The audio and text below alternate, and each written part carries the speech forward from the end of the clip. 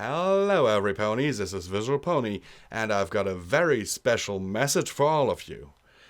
As you guys know, I have re-recorded Project Sunflower, and not only that, me and my team are currently working on Fallout Equestria Pink Eyes. While Project Sunflower is already finished and available to my Patreon supporters, Pink Eyes is currently at stage of Chapter 2. Also, currently only available to my Patreon supporters of $5 or more, so please check out the Patreon link down in the description. Every dollar helps is needed and very much appreciated, and if you donate $5 or more, then you can actually listen to the re-recording of Project Sunflower in its entirety and Chapter 1 and 2 of Fallout Equestria Pink Eyes today. And not in like 2018, because, let's be honest, Project Sunflower will start sometime in May this year, meaning in May 2017, and run until 2018. In other words, I would very much appreciate it if you decided or found it in your heart to donate a few dollars to me so I can make ends meet and continue to do what I really love. Also, don't forget, the link is in the description of this video. I'm Visual Pony, and now enjoy a few excerpts from both stories. To Robert Thompson, Chairman of the Committee on Human Survival. From Dr. Paul Velchiak. Dated June 15th, 2037. Bob, it's been almost 2 years since the impact. 2 years of tiny machines, semi-biological in nature, swarming in the uncounted trillions from the impact crater, tearing our world apart atom by atom and rebuilding it. Animal, vegetable, mineral, all terrestrial matter that those alien nanomachines encountered, being torn apart and rebuilt as something else. 2 years of an expanding circle of black matter radiating out from the impact site, creating what looks like a massive oil slick. An oil slick hundreds of miles in diameter and growing at an increasing pace every day. An oil slick that somehow moves and ripples as if it's alive. And that's why we call it the Black Tide. But I'm sure you know all that. It's your commission that's supposed to be salvaging what's left of humanity and ensuring our survival after all.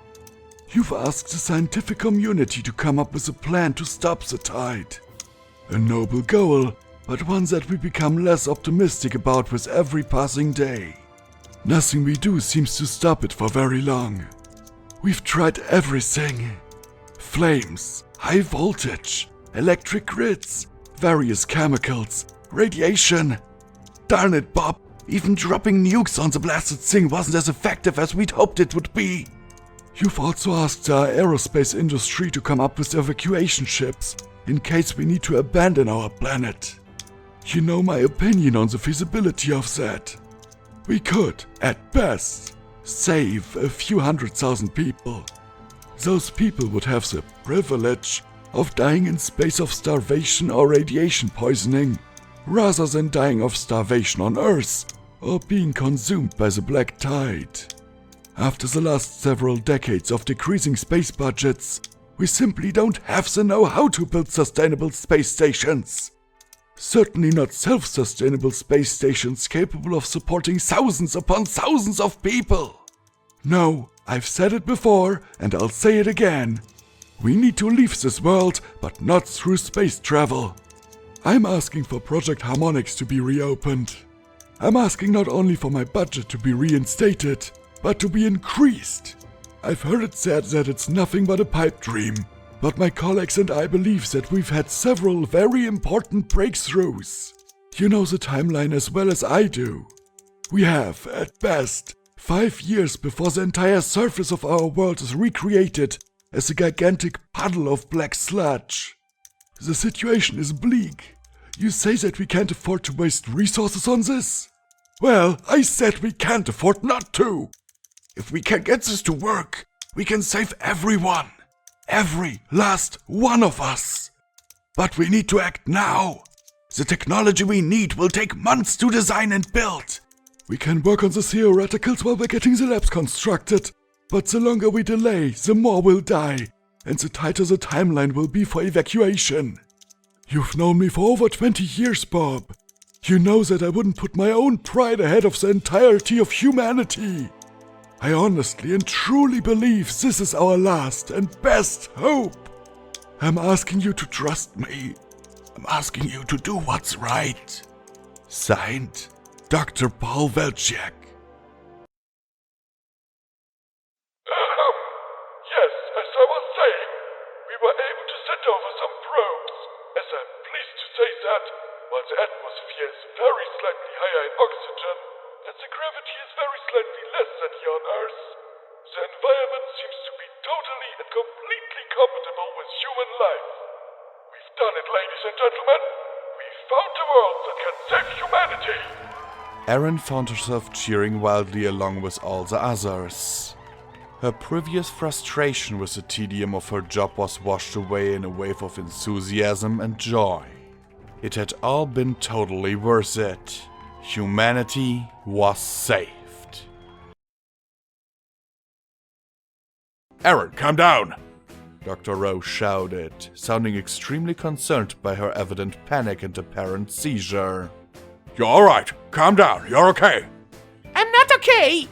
She wailed. I'm naked! Both doctors burst into laughter at that, which had the calming effect of a bucket of ice water on Erin's nerves. She went from frantically embarrassed to embarrassed but pissed off in the blink of an eye. It's not funny! Get me some clothes or something! She glared at them as they ignored her completely. Dr. Rowe was at least attempting to straighten his face, but Dr. Fisher was leaning up against the wall, gasping for breath. It's not funny, She muttered, finally managing to get to her hooves. She stumbled her way over to the bed and tugged on one of the sheets with her mouth until it came loose, trying her best to drape it over herself. Instead, she collapsed on the floor again, and the sheet settled over her like a shroud. What's all the hula-baloo? Another voice asked. Erin peeked out from under her sheet and then groaned as Dr. Velciak came walking into the room. Great, another one. She thought. Dr. Rowe had regained enough of his composure by this point to talk. Well, you see, the thing is, Miss Olsen is a bit embarrassed about, well, being in the altogether naked. Oh, neat. Erin thought sourly. It turns out ponies can blush. Excuse me, gentlemen.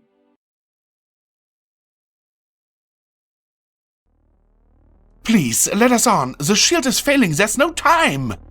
A long line of ponies waited impatiently in front of an air wagon, but there was no sign of the Pegasus pilots.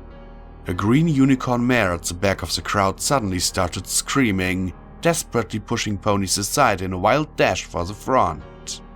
It's impossible! This can't be happening! Celestia abandoned us! Luna abandoned us! Blah! The panicked mare fell silent as her body hit the ground. All eyes turned to look at a soldier who racked a fresh shell into her riot shotgun. Form a line and wait your turn. There's room for every pony. Troublemakers will be met with lethal force. Little filly with a blonde mane and pink coat was looking up at the sky towards Canterlot. A gigantic shiny bubble engulfed the whole mountaintop. The pink cloud trapped inside was the most incredible sight of her life, capturing her attention completely. Hey, you there! A unicorn medical officer dressed in a white uniform was distributing protective suits to the folds. She paused for a moment in front of the pink filly and gave her a worried look. Are you alone? Where are your parents? The foal smiled back at the officer. Mom is up there. She pointed a hoof at the force field surrounding Canterlot. The energy bubble seemed a lot thinner than 10 minutes ago. She'll be back for dinner. The officer hesitated before looking at the foal and trying to smile. Of course we will. What's your name, little one? I'm Puppy Smiles. Cheered the filly, bouncing up and down on the spot. Yes, puppy, all right. Now listen to me carefully. I want you to take this suit and put it on. You must wear the suit and not take it off, do you understand? The filly looked at the yellow object with a puzzled expression, then at the white pony. Yes, Miss Pretty Pony, I like you. Dear Celestia, she's just a fool. She hasn't done anything wrong. This war is killing more than just ponies. This war is killing hope itself. The unicorn levitated and unfolded the suit. It was lemon yellow, with several pockets on the legs and a couple of saddlebags on the sides. Okay, I need you to put your hoofs in the holes for me. It's just like the pony pokey. Do you know the pony pokey? Yes, you reach your right hoof in, you reach your right hoof out. Right, that's perfect. Now the tail. Here, let me close it and put this on your head. Done! The mare put a round glassy helmet on Puppy Smiles' head, then snapped shut a pair of locks on each side, finally sealing the small pony safely inside her rat suit. Whoa! I look like a space pony! Like Captain Andromeda! Whoosh! The foal started running and jumping in circles, giggling naively. The white mare simply sighed in relief and turned towards the next group with foals. Puppy Smiles was having a super duper great time. Everything began with those super big fireworks, like a super humongous surprise party, and the castle was encased in a splendid bubble, like those she made with soap, just bigger. Biggester! And now every pony was in the streets for some sort of celebration. She prayed to her lucky stars that Mummy would come back home sooner today, so they could have fun together. The helmet and the spacesuit were just the icing on the cupcake. They were super cool and she was sure they made her look awesome. Right, what she needed now was a mirror. Without hesitation, the filly rushed home. The muffled street noise filtered into her mother's room. Puppy Smiles stood in front of the dresser, examining her helmet from the inside. Strange lights and symbols danced across the glass. Objects in the room were ringed in green halos, and as she looked at them in turn, writing appeared below.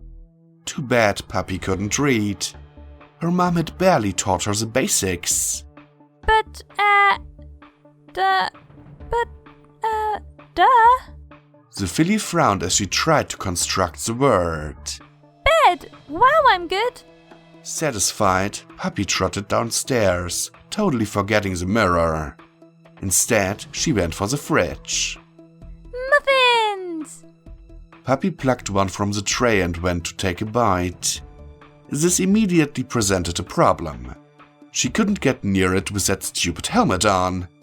Do want, but can't has. Bad helmet. How do I take you off? She took the offending fishbowl between her hoofs and wrestled with it for a full minute, but to no success.